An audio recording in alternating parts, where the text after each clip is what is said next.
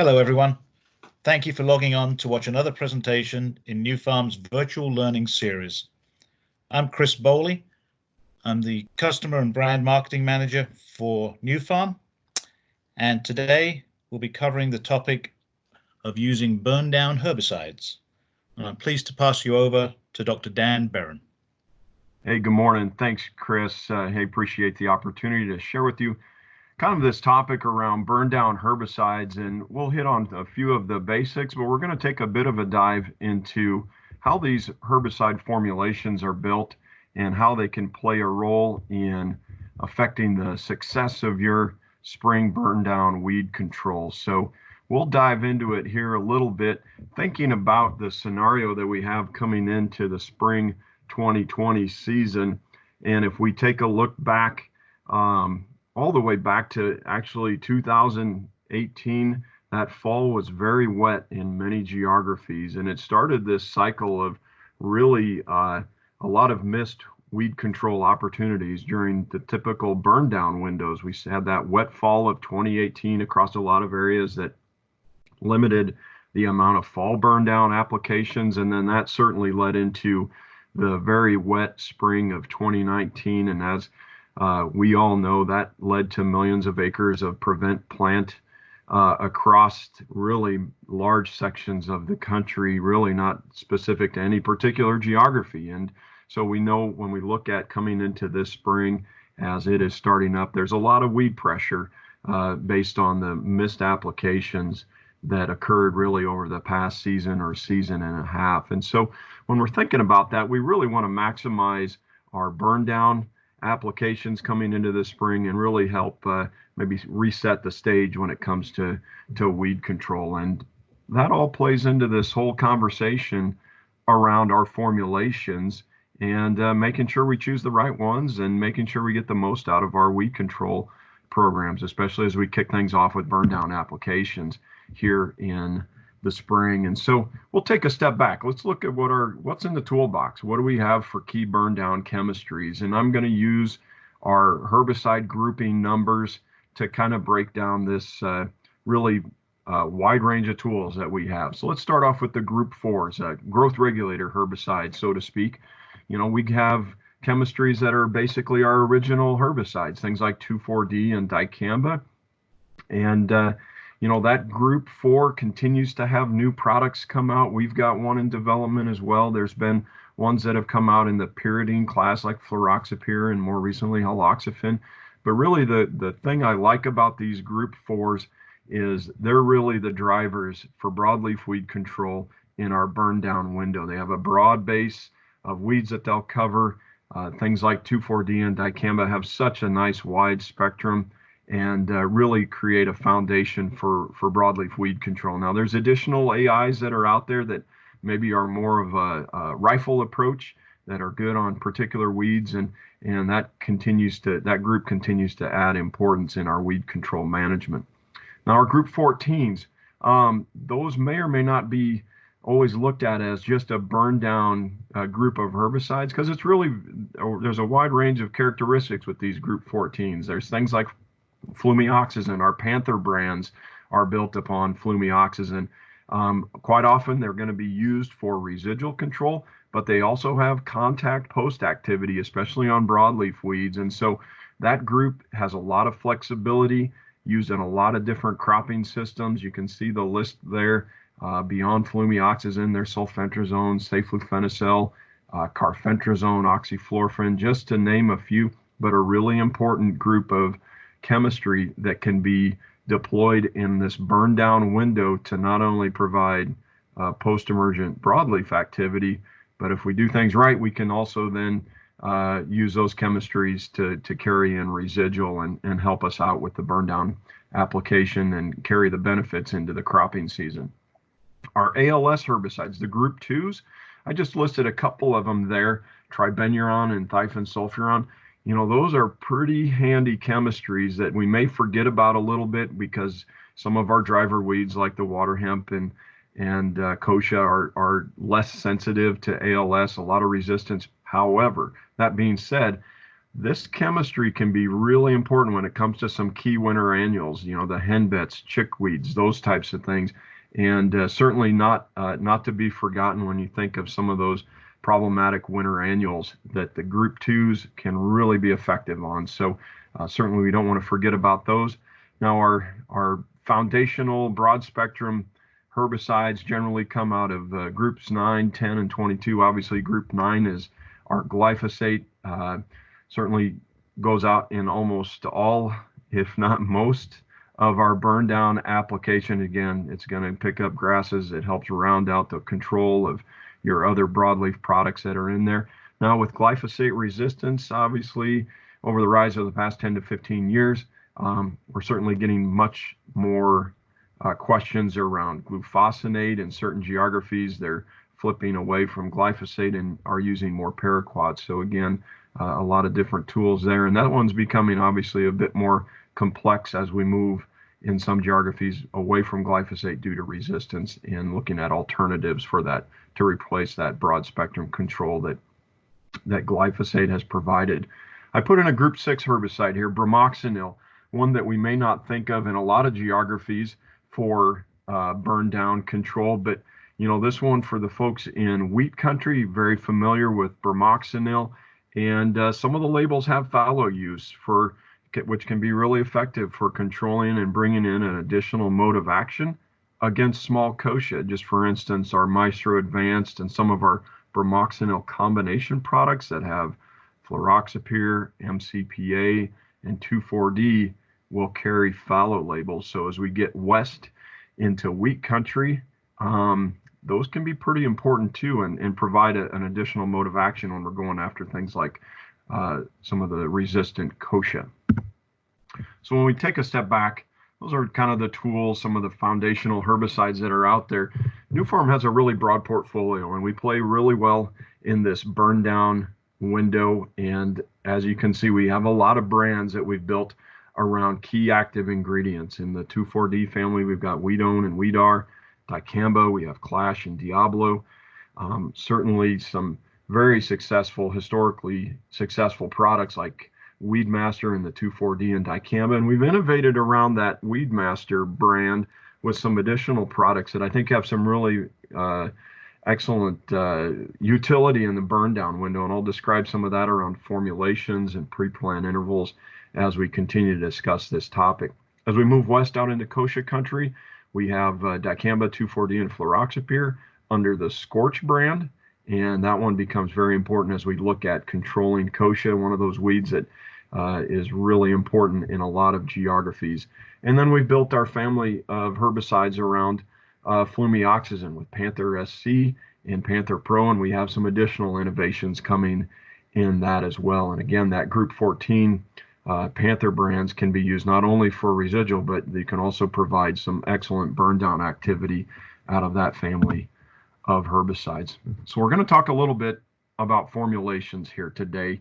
And I think it's important because we're all familiar with using 2,4-D in spring or fall burn down applications, but many times when I get into conversations around formulations, there's some things that maybe are in the background that we don't necessarily think about from day to day, and how these things are built and how it impacts performance and pre-plant intervals and things like that. So when it comes to phenoxy formulations or 2,4-D formulations, all of these active ingredient compounds start out as acids.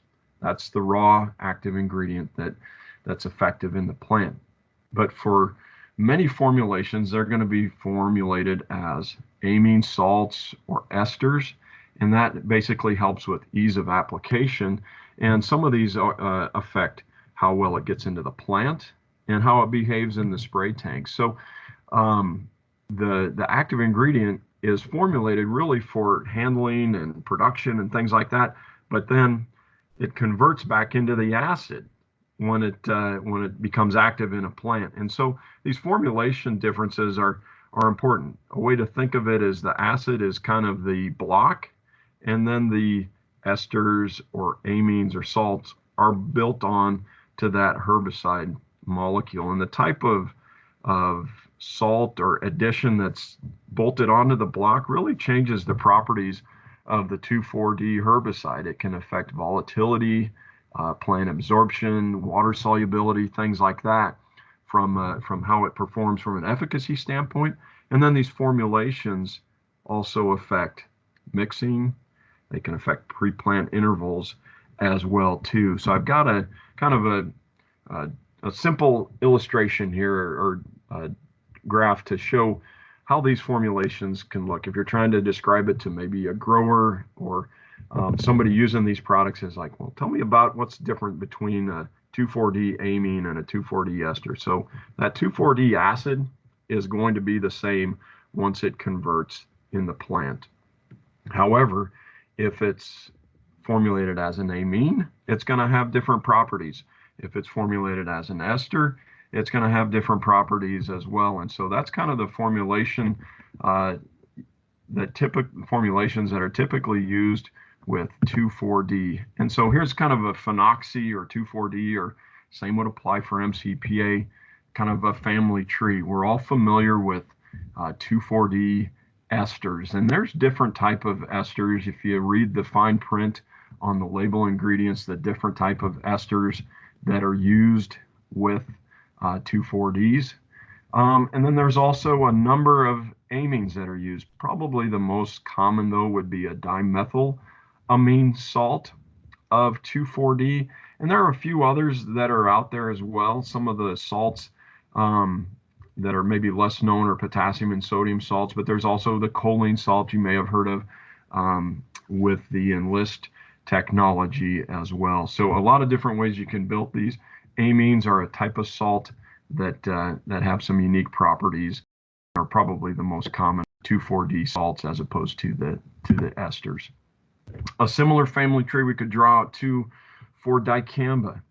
The dicamba amine salts that we're all familiar with are things like Banville or Diablo. That's the kind of the traditional or initial salt of dicamba that was first introduced. Over the years, there's been a number of different ones that have come out. There's a sodium salt that's in distinct and status.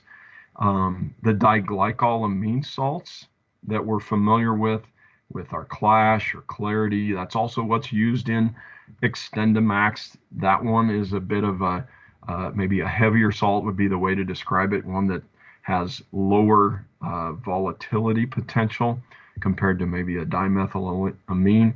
There's obviously been additional salt technology developed with BASF's BATMA salt in the Ingenia formulations. And then there's also, especially in burndown windows, you can formulate some of these combination products with 2,4-D and other things like fluroxapyr and formulate it with just straight dicamba acid, which is going to be in the readily available form right at application. And so those fit really well into the burndown application window as well. So a lot of different ways that these things are built.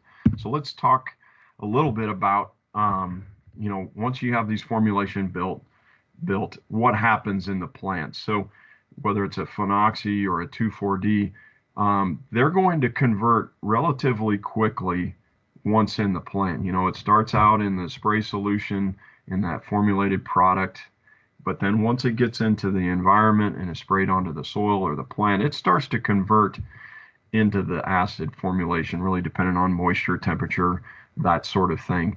And then once that happens, it's those 2,4-D acids, the weak acids, that start to create those typical growth regulator symptomology. It's basically mimicking natural plant auxins, but at a much higher level. The things that control, a plant's ability to bend towards the light are auxin or growth regulator driven responses. And so when you see the typical twisting from a 2,4-D or a phenoxy application, that's essentially what is occurring when you start to see those initial symptoms. That's telling you, hey, we're back to the free acid. The active ingredient is working and is starting to create those growth regulator responses. So let's look at our amine formulations, both in a 2,4-D or a 2,4-D dicamba mixture here. So our 2,4-D amine, our historical brand would be Weedar 64. These amines are formulated as solutions, so they're going to be very water soluble. which is very handy in a lot of situations. Now, with a water-soluble salt, you can tend to have maybe a little more interaction with hard water. So a lot of geographies have hard water. They're aware of this, but your amines are going to potentially have more interactions in those situations. A water-soluble amine formulation will have the susceptibility of maybe having a little more wash off. Those are some of the things that folks think about when it comes to looking at an amine versus an ester.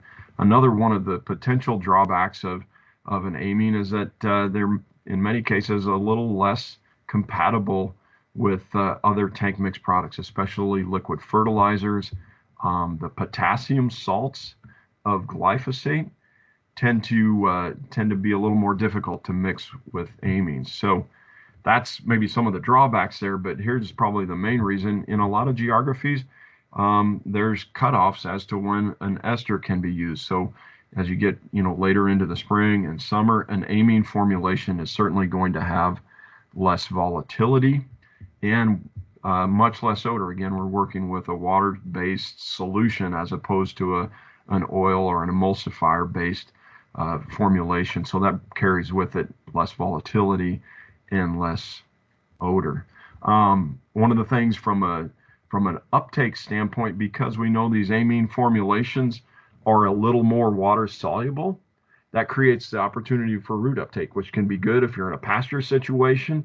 But if you're in a pre-plant burn down application, some of that water solubility, if you're applying too close to planting, for instance, on soybeans, you have more likely you're going to have more likelihood of that moving down into the root zone and the potential for injuring germinating seedlings. And so when you think of that, that's why your amine formulations, typically ahead of a broadleaf crop, are going to have a longer pre-plant interval. And again, these combinations these formulations are salts.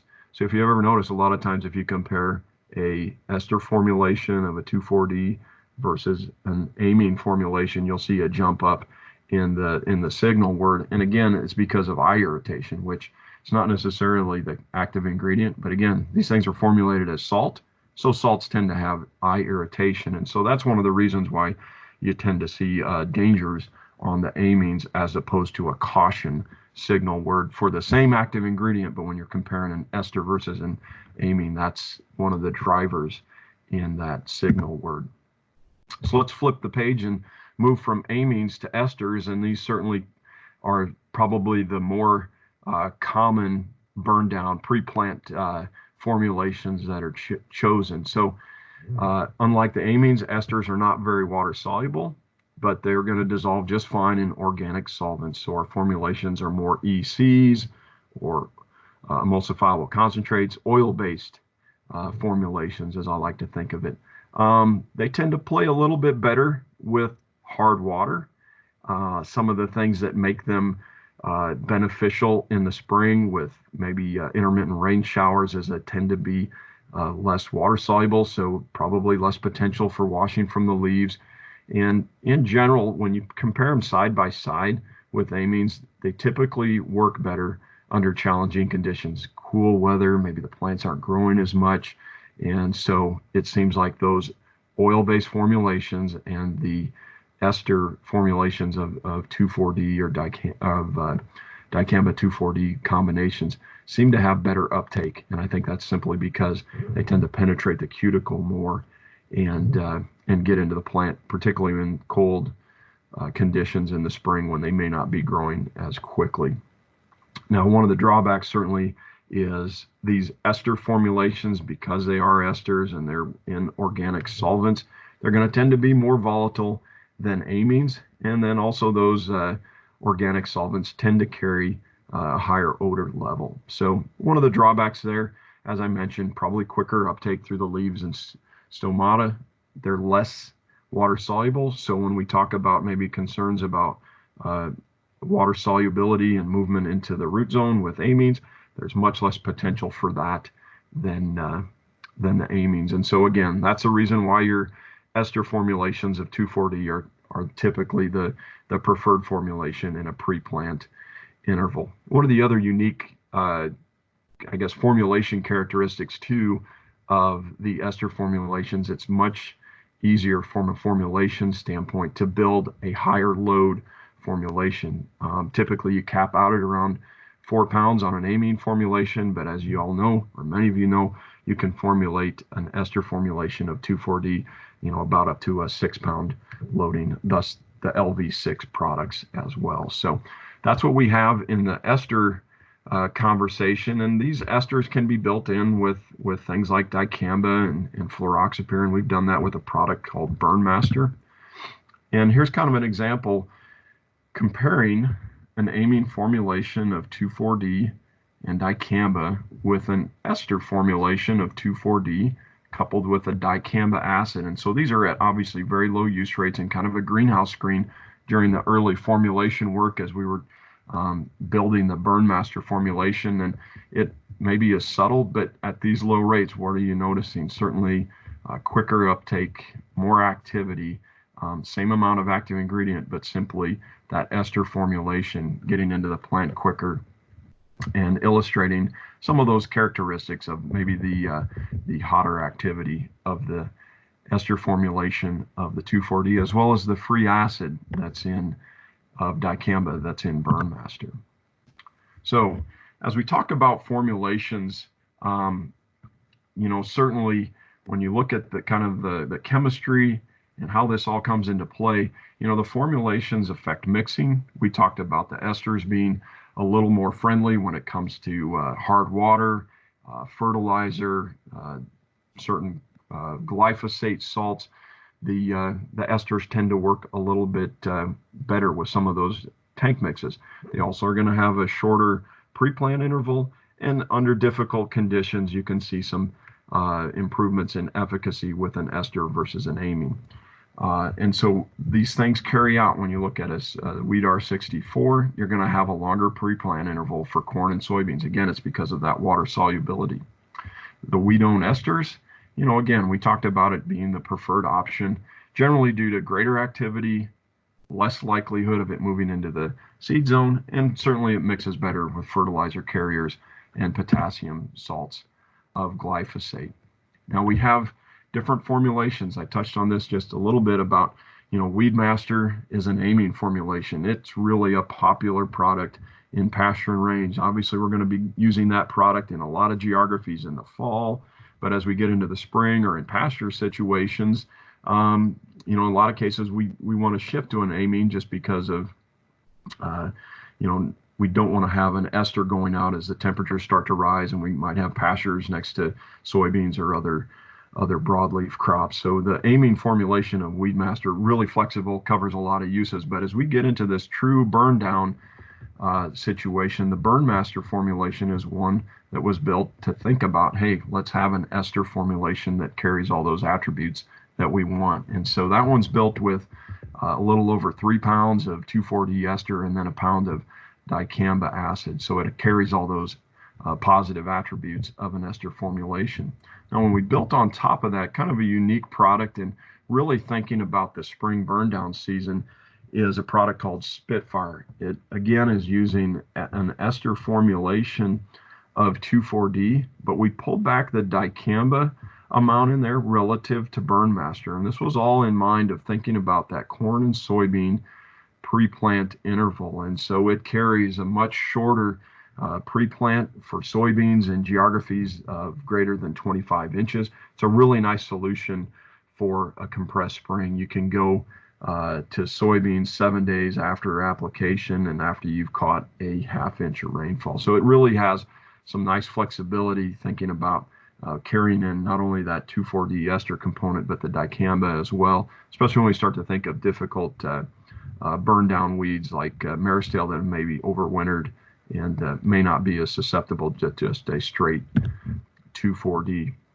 Now, we've been talking a lot about just our group 4 herbicides up to this point, but formulation chemistry also can come into play with glyphosate. And one of our lead glyphosate formulations is Credit Extreme, and it carries 2 salts. We talked about some of the different salts that are used in 2,4-D and dicamba, but glyphosate can be built with salts, very different salts as well. And so Credit Extreme carries 2 salts in the same formulation. It has both potassium and IPA or isopropylamine salt. And the reason for doing that is the potassium salts have a lot of nice benefits. You can have a higher loaded product. There's good rain fastness, a lot of benefits of having that potassium salt.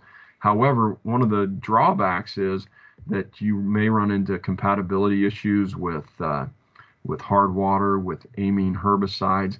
And so that's one of the drawbacks. And so what we've done with Credit Extreme is we have a mixture of both the IPA and the potassium salt, and we're able to overcome some of those limitations of, say, a high load straight potassium salt glyphosate. So it's going to mix much better with amine herbicides and liquid fertilizers. And then really, when you think about the glyphosate market, certainly I think most growers and retailers are looking for higher load products just to get away from the amount of handling. So again, this is a high load glyphosate with that 4.5 pounds of glyphosate per gallon. It carries kind of the best of both worlds, the high loading as well as the tank mix flexibility and handling properties of what folks have come to know over the years with the traditional IPA salts. So again, just a couple of quick bullet points here on Credit Extreme. It carries the uptake and efficacy that you've come to expect out of glyphosate, and you can see some of the tests we do when we're evaluating new formulations, looking at radio labeled products. Certainly formulations are built to have excellent rain fastness and certainly all the properties that we're talking about from a handling and compatibility as well. So just to finish up here today, we know we've covered a lot of different aspects of herbicide formulations, but let's just take a step back and think about it. When it comes to that spring burn down, that offers the opportunity to really set the stage for the year going forward in weed control. Certainly, if we can take care of winter annuals and maybe some of the summer annuals that are starting to come up at application time, this really begins with a successful burn down strategy. Understanding the formulations and the products that are going to be used, it helps build that strategy for the full year. And so New Farm certainly has a portfolio of burn down solutions with a wide range of cropping considerations and flexibility in hand.